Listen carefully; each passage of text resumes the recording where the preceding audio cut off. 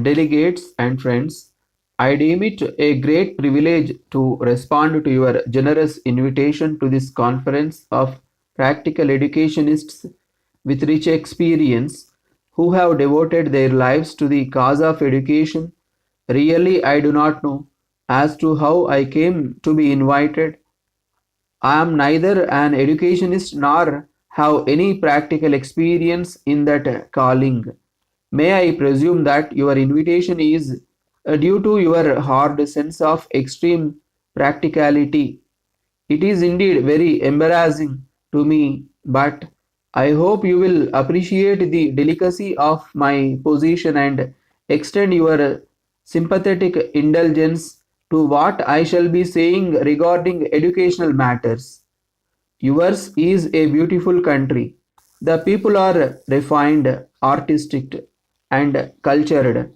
You are a people given to industry and hard work.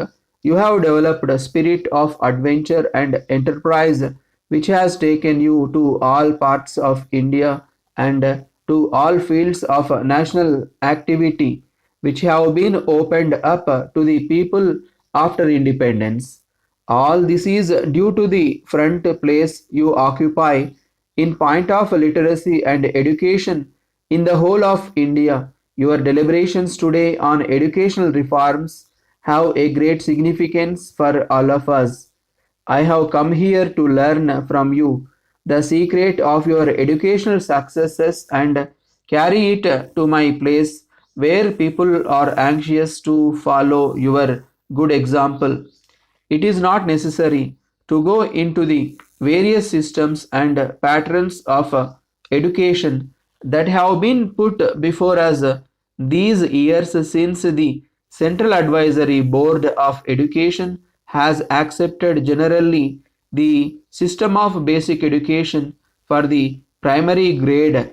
The report of the Secondary Education Commission for the secondary course, the Indian University Commission report for higher education. I congratulate your conference for the extreme practicability with which you have drawn up your agenda.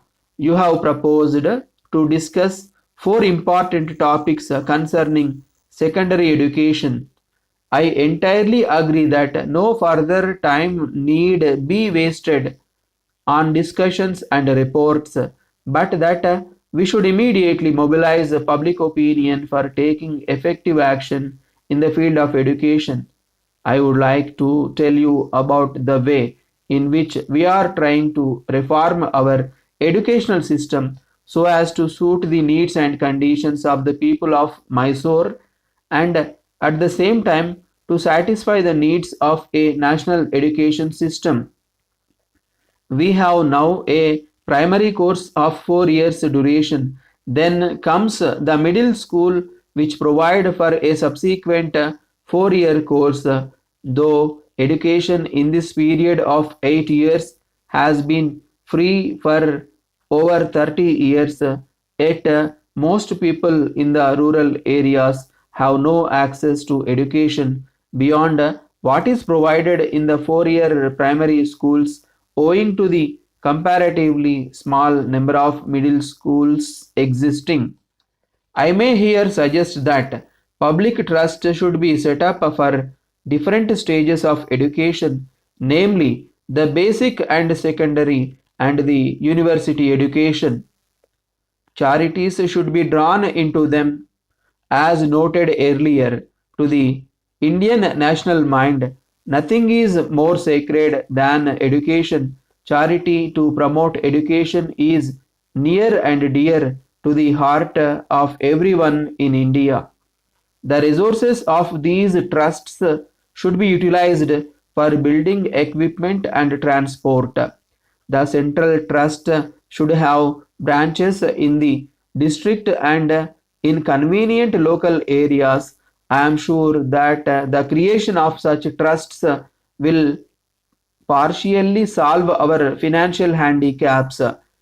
The teacher should be paid by the free collections and government grants.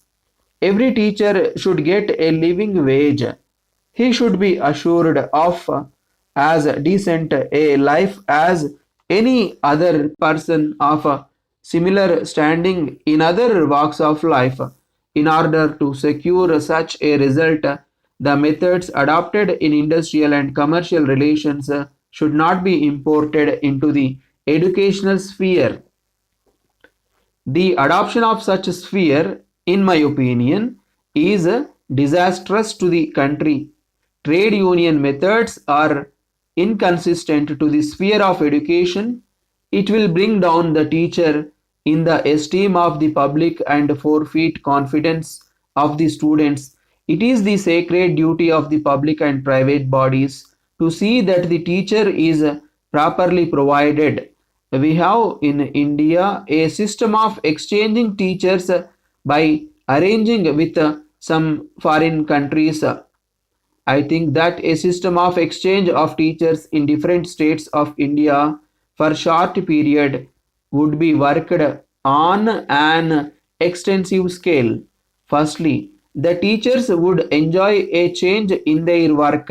Secondly, it will encourage a spirit of brotherhood and active understanding among teachers in different parts of our country, and it will have a beneficial effect upon children. History tells us that it is mainly due to the educational system of England with its noble band of teachers that it rose to such prominence. It is perhaps impossible to evolve a language scheme which will satisfy all people. I appeal to you to catch a spirit of dedication and discipline, live a noble life and mold the nation and lead it on to its glorious destiny. Lastly, I tender my gratitude for your patient hearing. Dear sir, I have now had an opportunity to give careful thought to the talk we had last Monday regarding the advantages of sending my products to foreign countries by plane. I must point out that, as I told you during your call here, I have an agreement with a shipping line to carry my products to some selected places, and this agreement will be in force for further 6 months. It is therefore impossible for me to change over to the air services immediately. In these particular cases, however, my chief representative, Mr. Brown, has recently spent several weeks overseas in an attempt to find new markets for my principal products, and from the reports I have so far received, I have no doubt at all that I shall shortly be opening up some very profitable new outlets. Mr. Brown is expected to be back in this office by the end of the month. I have already given him authority to make agreement with certain companies, provided that their standing with the banks is satisfactory. As soon as Mr. Brown returns, I shall go fully into all these matters with him and shall then be in a better position to let you know definitely to what degree I could make use of air services. You will, of course, understand that even though my products are very light in weight and your charges are most reasonable, the fact is that the air service costs more than the usual charges made by the shipping companies. The additional cost would be worthwhile only if it can be shown that quick delivery of the goods is required, and if the customer is willing to pay a little more to have the advantages of delivery by air.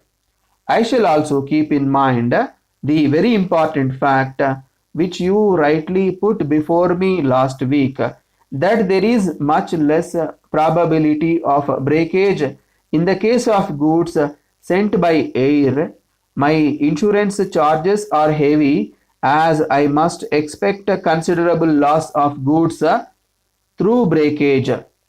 I shall write to you again as soon as I have anything more to report. Yours truly.